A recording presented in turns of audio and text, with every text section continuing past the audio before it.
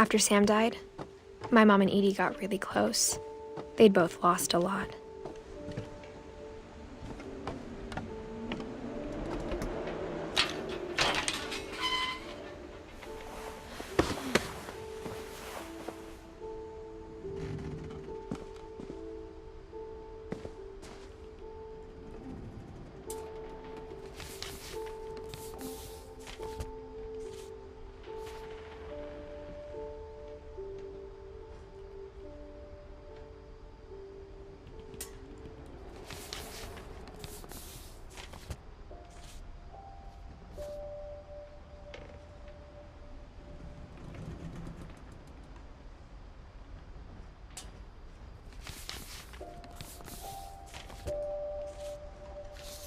Dear Kay, do you remember the way Gregory used to laugh when he thought he was alone?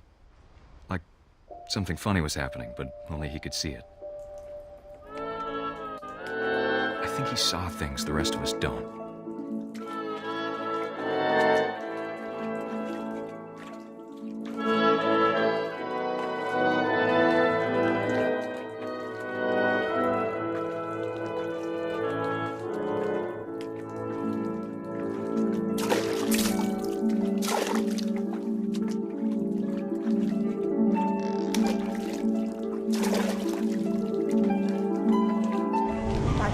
Gregory, it's time to...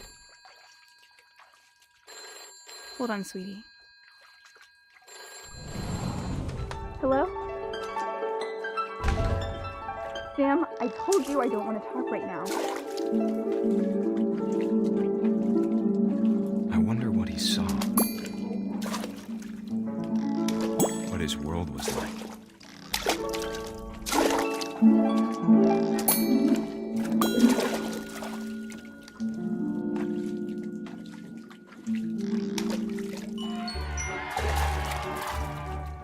Reminded me so much of Calvin. Lost in his imagination.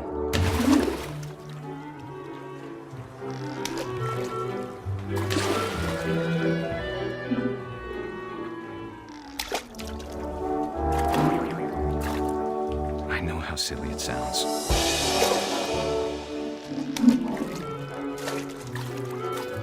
That I worried about a baby being too happy.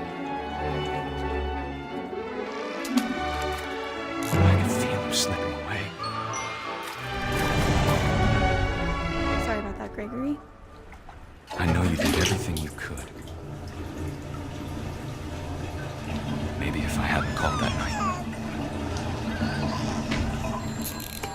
Damn it. Hold on, I don't want Gregory to hear this. I wish he could have told us about the world he saw.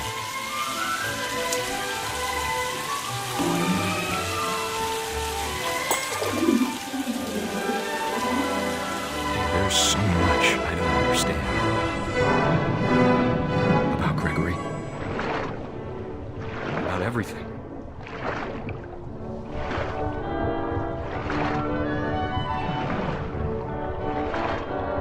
But I know what happened wasn't your fault.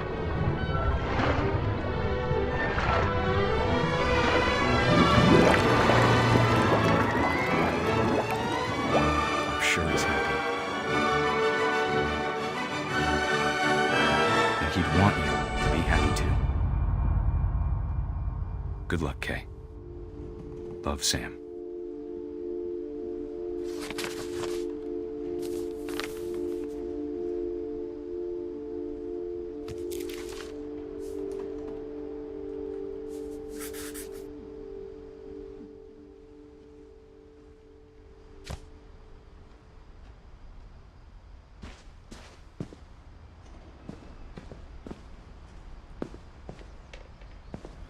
I can't imagine my mom ever writing poetry, and yet...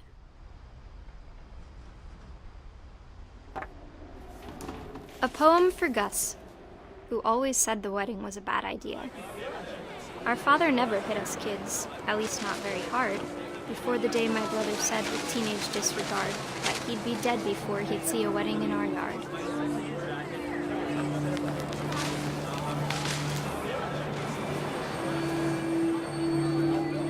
father made him come, of course, but Gus stood far apart, just flew his kite and bottled up the storm inside his heart.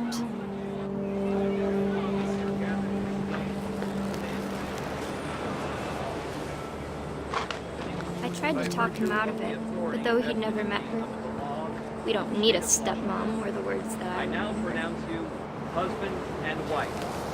You may kiss the bride.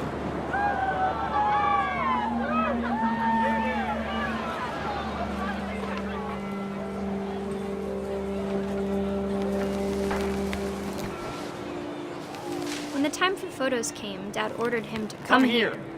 But Gus declined, and as a sign held up his middle finger.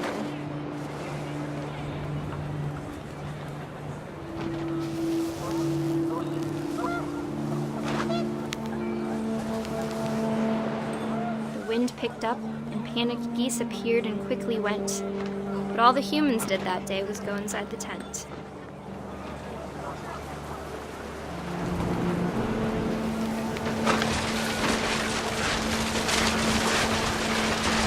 Rain came down in buckets then, but no one seemed afraid that nature might destroy the tent our dad had crudely made.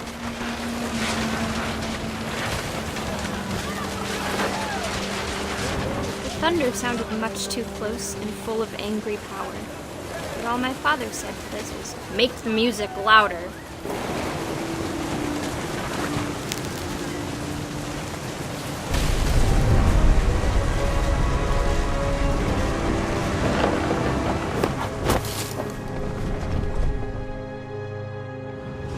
I wish that I could truly say I thought about you on that day. Out there on the beach alone, just you, the wind, the sea, and foam. But I didn't, until we found you.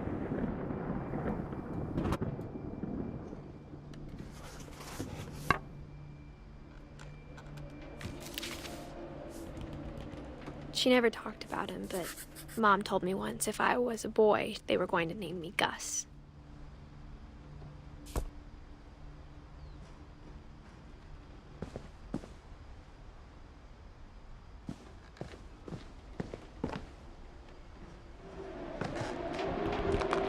My mom moved up to the loft after her brothers died. At the time, it was as far away as she could get.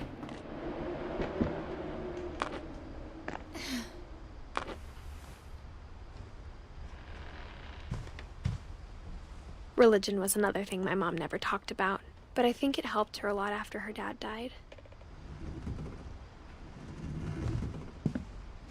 She spent a summer building houses in Calcutta, where she met my dad, Sanjay.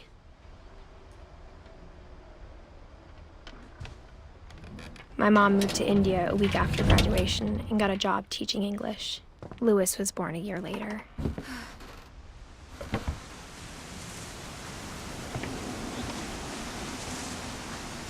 When my dad died, I don't think Mom knew where else to go. I'm sure Edie was happy to have her back. And to see kids in the house again.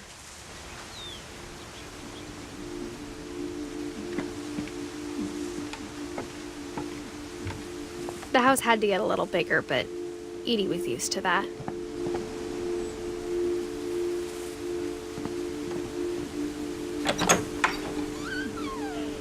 And for a while, things were good.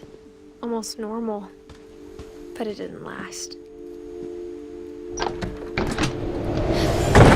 The beginning of the end was Milton's 10th birthday, when Edie gave him a castle.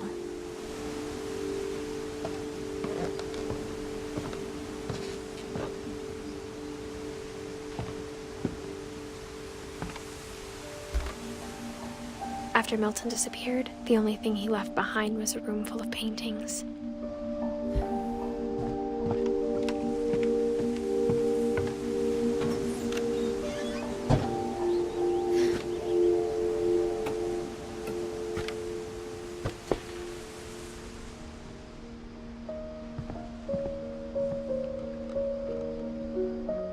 I think Edie was happy to finally have another painter in the family.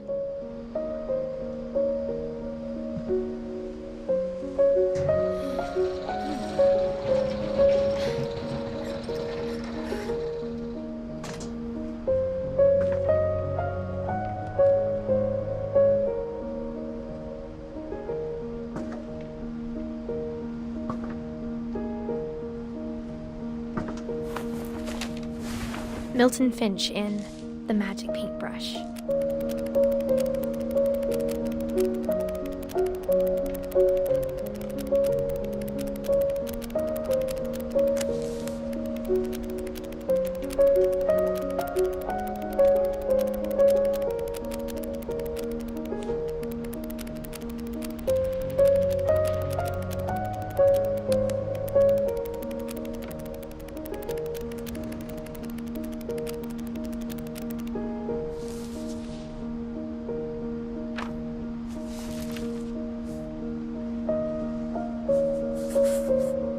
I was 4 when Milton disappeared.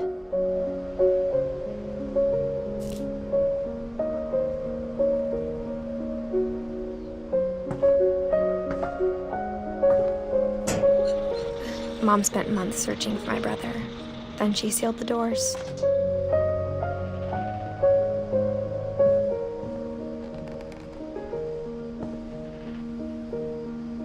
Whatever Milton had found in the house, Mom didn't want it getting out.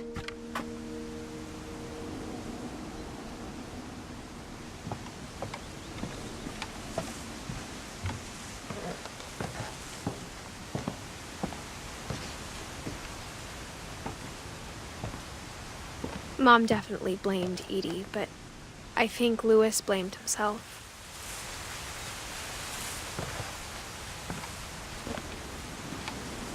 After he graduated, he just spent more and more time in his room, until Mom got him a job at the cannery. Everyone always told me to stay out of Louis's room, except Louis.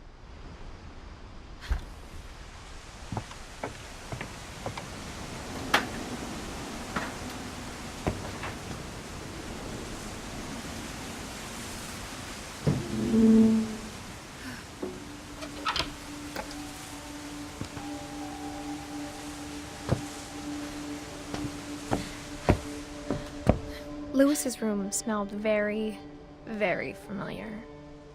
That part of him lived on.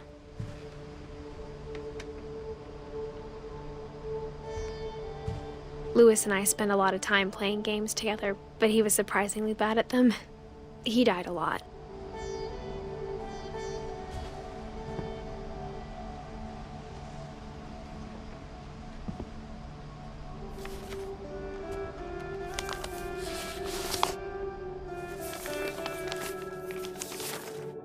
Dear Mrs. Finch, as Louis's psychiatrist, I can understand your desire for an explanation.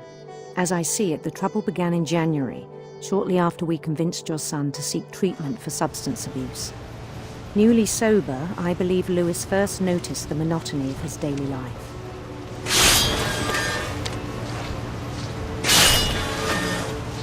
He kept working at the cannery.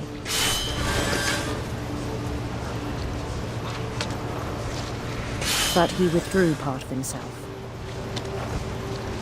In our sessions, I saw the same behavior. His mind began to wander. I asked him to describe it. He said he started small, imagining a labyrinth. He'd feel his way about. Then something moved. Bats and toads.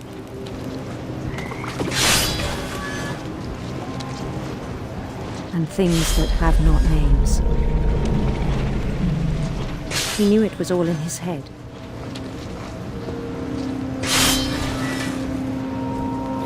But he took it very seriously. I had hoped he'd find himself.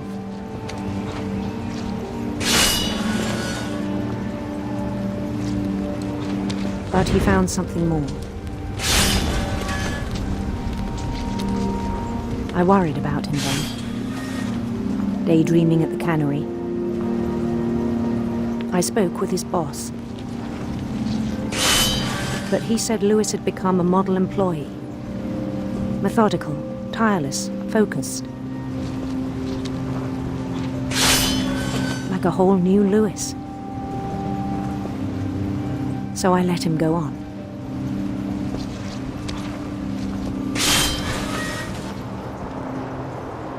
I even encouraged him. It seemed very promising at first. He told me he'd made a new friend.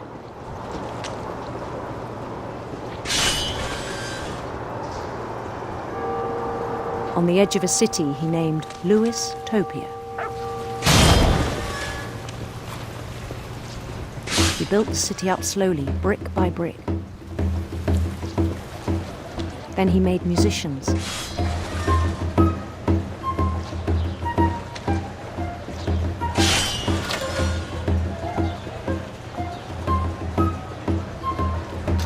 And songs for them to play. He talked about starting a band.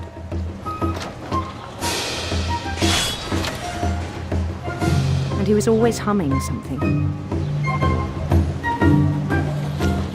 Every day his imagination grew stronger.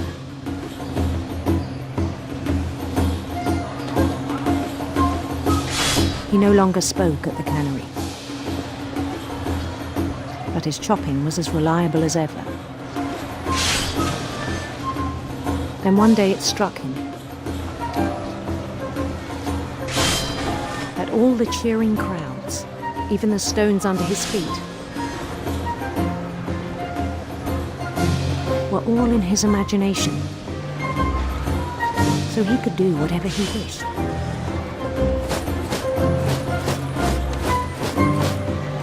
He held an election for mayor, and he won. They begged him to stay, but his mind was already wandering. It became a game for him.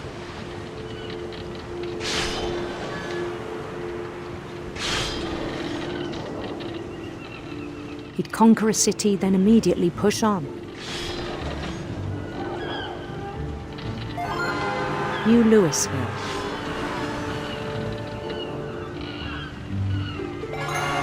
St. Louis. He started drifting away from our reality.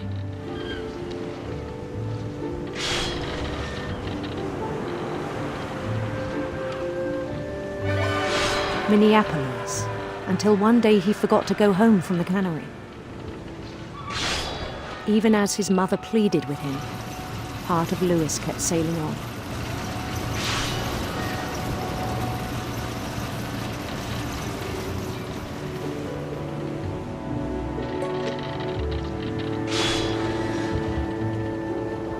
In Louisburg, he heard rumors of a handsome queen.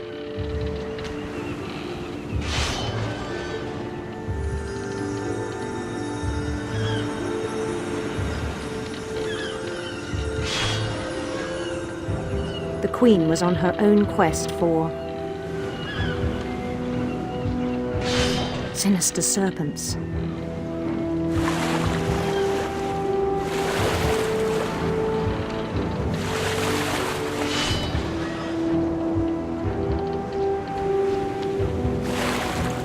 He followed the sound of her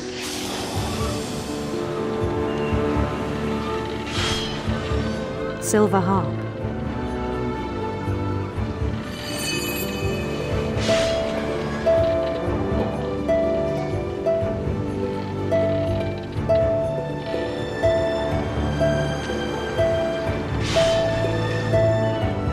His chase led him to a golden palace east of the sun and west of the moon. Even then, his logic remained sound. He knew the world was all in his imagination.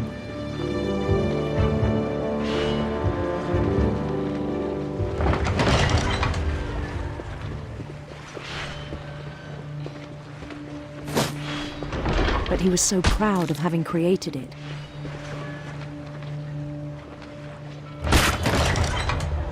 In his own eyes, he'd become something greater than a king.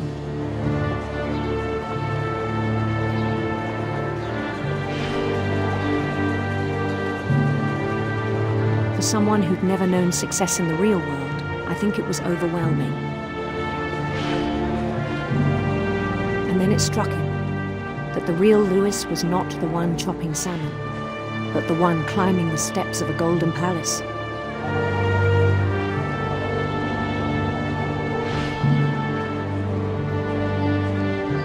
My imagination is as real as my body, he told me. It was hard to argue with him.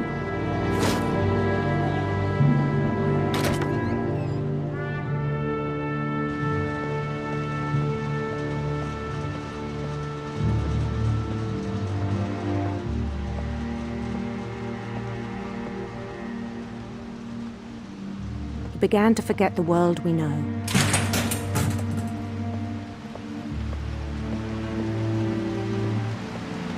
I think it pained him to remember Lewis, the cannery worker.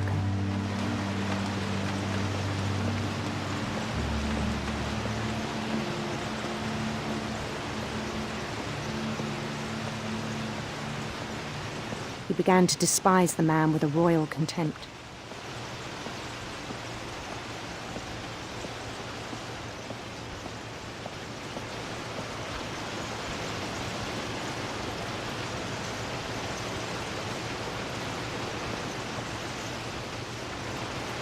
I still thought I could save him. Even after he said he was being crowned king over all the lands of wonder. The palace would be packed with his companions.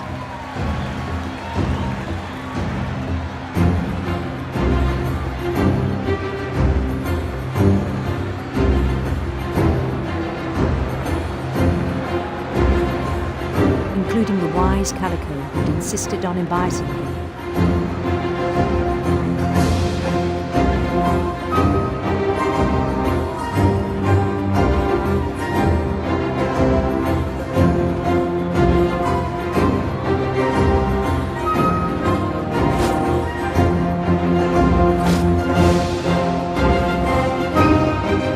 His queen waited, holding his crown.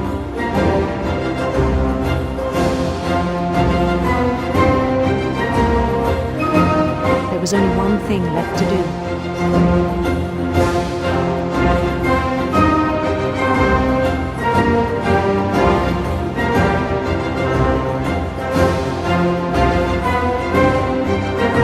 Bend down his head.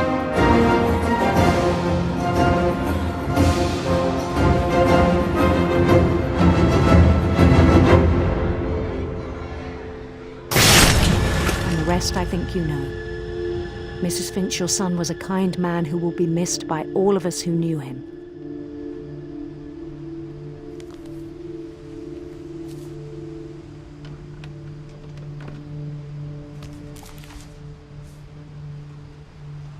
My brother was really cool. I wish you could have met him.